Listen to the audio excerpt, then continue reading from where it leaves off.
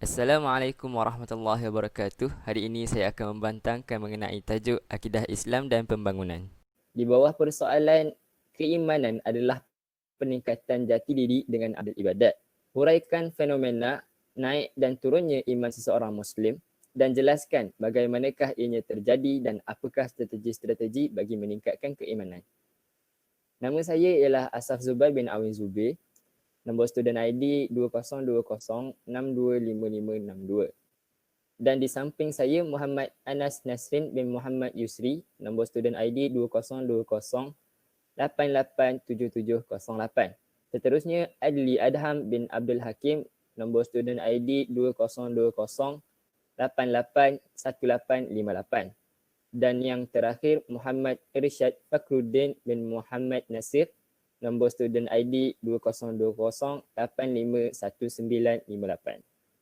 Maka iman dari segi bahasa membawa erti percaya. Dalam konteks penghayatannya di kalangan umat Islam, iman membawa maksud mengaku dengan lidah, membenarkan dengan hati dan mengamalkannya dengan anggota. Dalam erti kata lain, bahawa seseorang yang mengaku dengan lidahnya mengenai kekuasaan dan keesaan Allah, mestilah membenarkannya dengan hati dan melaksanakan segala perintahnya dan meninggalkan segala larangannya. Terdapat 6 asas kepercayaan dalam amalan, iaitu cara hidup Islam yang dikenali sebagai rukun-rukun iman. Hal ini telah dijelaskan oleh Rasulullah SAW dalam sebuah hadisnya yang bermaksud, iman itu ialah bahawa kamu yakin dan percaya kepada Allah, percaya kepada malaikat-malaikatnya, percaya kepada kitab-kitabnya, percaya kepada rasul-rasulnya, percaya dengan kedatangan hari akhirat dan percaya dengan qada qadarnya. Orang yang tidak percaya dan tidak yakin dengan perkara-perkara tersebut, iaitu rukun-rukun iman, dikenali sebagai orang-orang yang kafir. Orang Islam yang menafikan salah satu atau semua rukun iman dianggap sebagai murtad, iaitu terkeluar daripada agama Islam. Seterusnya ialah fenomena naik dan turunnya iman. Terdapat beberapa kaedah dalam turunnya iman seseorang. Kaedah yang pertama iaitu terjerumus dalam kemaksiatan dan melakukan perbuatan haram. Sebahagian orang sering melakukan maksiat. Sebahagian lagi hanya melakukan maksiat-maksiat tertentu sahaja. Selalu melakukan maksiat akan mengubah menjadi gaya hidupnya. Sehingga kan seseorang itu boleh hilang pandangan buruk terhadap maksiat itu dari hatinya secara bertahap. Dan pada akhirnya dia sanggup menampakkan maksiatnya itu sebagaimana yang terdapat di dalam hadis. Setiap umatku diampuni dosa-dosanya kecuali yang melakukannya secara terang-terangan. Di antara bentuknya, seseorang itu melakukan maksiat di malam hari. Baginya Allah telah menutupi dosanya. Namun dia berkata, wahai fulan, tadi malam aku melakukan begini dan begitu. Padahal dia telah bermalam dengan dosa yang tertutupi. Namun paginya dia sendiri yang menyingkapkan apa yang Allah telah tutupi. Hadis riwayat Al-Bukhari. Kaedah seterusnya ialah seseorang itu merasakan bahawa kalbunya menjadi keras dan kaku. Sehingga kan dia merasakan bahawa hatinya telah berubah menjadi seperti batu yang keras. Tidak dapat menyerap dan terpengaruh oleh apa pun. Allah Azza wa Jalla berfirman, A'udzubillahi minasyaitonirrajim. Summa qasat qulubukum min ba'di zalika fahiya kal hijarati aw ashaddu qaswah. Mafhumnya, kemudian setelah itu hatimu menjadi keras seperti batu, bahkan lebih keras lagi. Surah Al-Baqarah ayat 74. Dengan ini, kita dapat mengetahui bahawa pemilik hati yang kaku tidak akan terpengaruh oleh nasihat-nasihat kematian maupun melihat orang tersebut mati. Bahkan meskipun dia termasuk di antara orang-orang yang mengusung jenazah tersebut. Langkahnya di antara perkuburan seolah-olah hanyalah di antara bebatuan. Kaedah ketiga ialah seseorang itu tidak dapat melakukan ibadah dengan sempurna. Pemikirannya akan selalu melayang-layang saat melakukan salat, membaca Al-Quran dan membaca doa maupun dia melakukan ibadah yang lain. Dia tidak akan dapat menadaburi dan merenungi makna-makna zikir. Dia membaca zikir-zikir tersebut secara sambil lewa dan dengan cara yang menjembukan jika dia telah menghafalnya. Sekalipun dia telah membiasakan dirinya dengan berdoa, dengan doa-doa tertentu pada waktu-waktu yang telah ditentukan oleh sunnah, dia tetap sahaja tidak dapat khusyuk dalam memahami makna-makna doa tersebut. Allah Subhanahu Wa Taala berfirman di dalam hadis qudsi yang bermaksud tidak diterima doa daripada hati atau kalbu yang lalai lagi lengah. Hadis riwayat At-Tirmizi. Kaedah keempat ialah seseorang itu akan malas untuk melakukan ketaatan dan ibadah dan cenderung untuk melalaikannya. Walaupun melaksanakannya, tetapi ianya hanya sekadar seperti aktiviti kosong tanpa ruh. Allah Azza wa Jalla menyifatkan orang-orang ini sebagai orang yang munafik dengan firman-Nya, a'udzubillahi minasyaitonirrajim, wa idza qamu ila sholati qamu kusala. Mafhumnya, dan apabila mereka berdiri untuk solat, mereka berdiri dengan malas. Surah An-Nisa ayat 142. Hal ini termasuk juga ketidakpedulian akan luputnya musim-musim kebaikan serta waktu-waktu dalam melakukan ibadah. Ini menunjukkan tidak ada perhatian seseorang itu untuk mendapatkan pahala. Dia tidak membuat ibadah haji padahal mampu. Dia tidak berjihad padahal dalam keadaan lapang. Dan dia meninggalkan solat jemaah sehingga berhujung dengan meninggalkan solat Jumaat. Kaedah seterusnya ialah seseorang itu dia tidak akan berlapang dada, dia akan hilang selera dan dia akan terperangkap dalam ego bahawa ada beban berat. Dia akan merasa tertekan dengan orang yang berada di sekitarnya. Akibatnya, dia akan menjadi cepat emosi atau berkeluh resah hanya kerana urusan yang remeh. Dia akan merasa tertekan dengan orang di sekitarnya dan dia tidak boleh bertolak ansur. Nabi SAW menyifatkan iman dengan sabdanya, iman itu kesabaran dan bertolak ansur. Seterusnya ialah tidak peka dan terpengaruh dengan bacaan Al-Quran. Tidak dengan janji-janji dan ancaman, tidak pula dengan perintah dan larangan maupun dengan penggambaran hari kiamat. Mereka yang lemah imannya akan berpaling dari mendengar Al-Quran. Jiwanya tidak akan sanggup konsisten dalam membacanya. Ketika membuka Al-Quran, mereka akan hampir-hampir menutupinya kembali.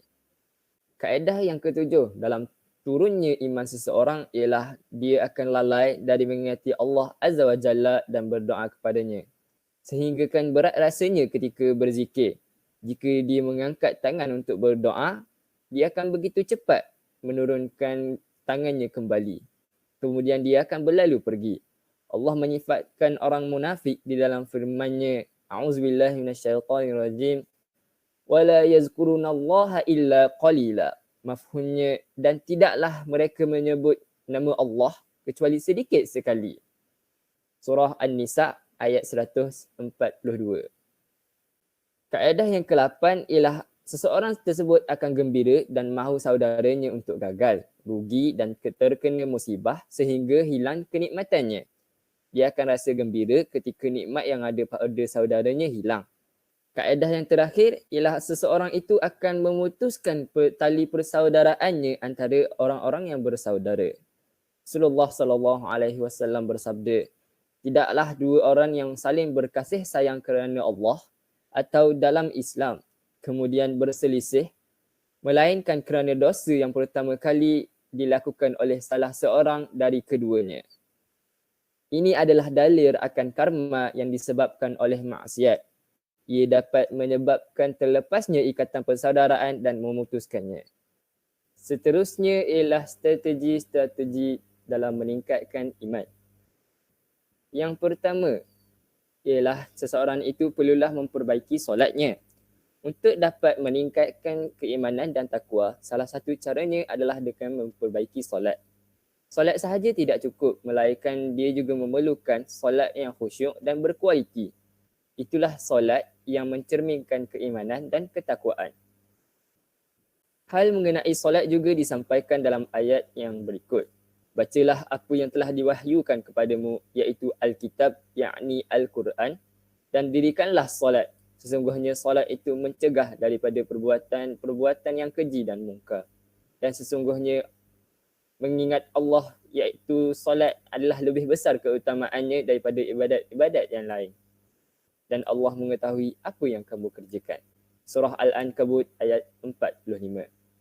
Kaedah seterusnya ialah mentadaburi Al-Quran. Bagaimana kita boleh meyakini dan memiliki ketakwaan kepada Allah? Tentu sahaja sumbernya adalah daripada Al-Quran yang memberikan kita petunjuk. Untuk itu, dalam meningkatkan iman dan takwa, membaca sumbernya adalah jalan yang tepat.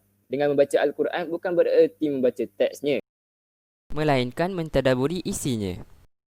Hal ini sebagaimana Allah sampaikan dalam surah Yunus ayat 37. Tidaklah mungkin Al-Quran ini dibuat oleh selain Allah, akan tetapi Al-Quran itu membenarkan kitab-kitab yang sebelumnya dan menjelaskan hukum-hukum yang telah ditetapkannya. Tidak ada keraguan di dalamnya dan ia diturunkan daripada Tuhan semesta alam. Kaedah seterusnya ialah berkumpul dengan orang-orang yang soleh. Salah satu cara meningkatkan iman dan takwa ialah bersama dengan orang-orang yang soleh. Orang-orang soleh dia mampu memupuk imannya dan kita yang berada bersamanya akan termotivasi dan semangat dalam menjalankan segala perintah-perintah Allah. Manusia merupakan makhluk yang bersosial. Dia memerlukan kawan dan berdampingan agar hidupnya berwarna dan terdapat juga dorongan daripada luar. Jadi, carilah orang-orang yang soleh dan bentuklah interaksi bersamanya dan biarlah kita bersosialisasi dan saling mengingatkan kebaikan dengan mereka bagi membantu kita tetap berada dalam keimanan kepada Allah. Seterusnya ialah membaca buku-buku mengenai Islam. Salah satu sumber keimanan adalah ilmu yang kita miliki. Adanya manfaat ilmu akan membuat iman dan takwa kita semakin bertambah. Salah satunya dengan membaca buku-buku mengenai Islam yang diwariskan oleh ulama-ulama atau orang berilmu secara benar. Ilmu tasawuf moden, ilmu tauhid Islam dan ilmu kalam di dalam Islam boleh juga dipelajari sebagai bahagian daripada ilmu yang akan meningkatkan keimanan kita kepada Allah Subhanahu Wa Taala. Kaedah yang kelima ialah mempelajari ilmu pengetahuan. Firman Allah Subhanahu Wa Taala, dan di antara manusia ada orang-orang yang membantah tentang Allah tanpa ilmu pengetahuan, tanpa petunjuk dan tanpa kitab yang bercahaya. Surah Al-Hajj ayat 8. Di dalam dunia ini, segalanya merupakan milik Allah. Yang benar adalah milik Allah, hanya manusia sahaja kadang-kadang tidak dapat menerimanya secara saksama di dalam kehidupan seharian. Dengan membaca ilmu pengetahuan dan mempelajarinya akan membuatkan kita semakin tunduk dan takjub kerana ilmu manusia tidak akan ada apa-apanya jika dibandingkan dengan ilmu Allah Subhanahu Wa Taala. Ilmu manusia diibaratkan seperti setetes air dibandingkan dengan seluas lautan. Hal ini kerana Islam dan ilmu pengetahuan saling mendokong, bukannya bertentangan. Yang terakhir ialah mentadaburi alam semesta. Alam semesta merupakan milik Allah Subhanahu Wa Taala. Untuk itu, mentadaburi alam semesta boleh menjadi salah satu cara dalam meningkatkan iman dan takwa. Aktiviti ini membuatkan kita semakin yakin dan takjub akan segala ciptaan Allah Subhanahu Wa Taala. Dengan mempelajari kebesaran Allah dan segala isinya, maka keyakinan dan ketakwaan kita kepada Allah akan semakin meningkat. Hal ini juga disampaikan oleh Allah di dalam surah Fussilat ayat 37. Dan di antara tanda-tanda kekuasaannya ialah malam, siang, matahari dan bulan. Janganlah kamu menyembah matahari maupun bulan, tapi sembahlah Allah yang menciptakannya. Sekian sahaja pembentangan daripada saya. Terima kasih. Wassalamualaikum warahmatullahi wabarakatuh.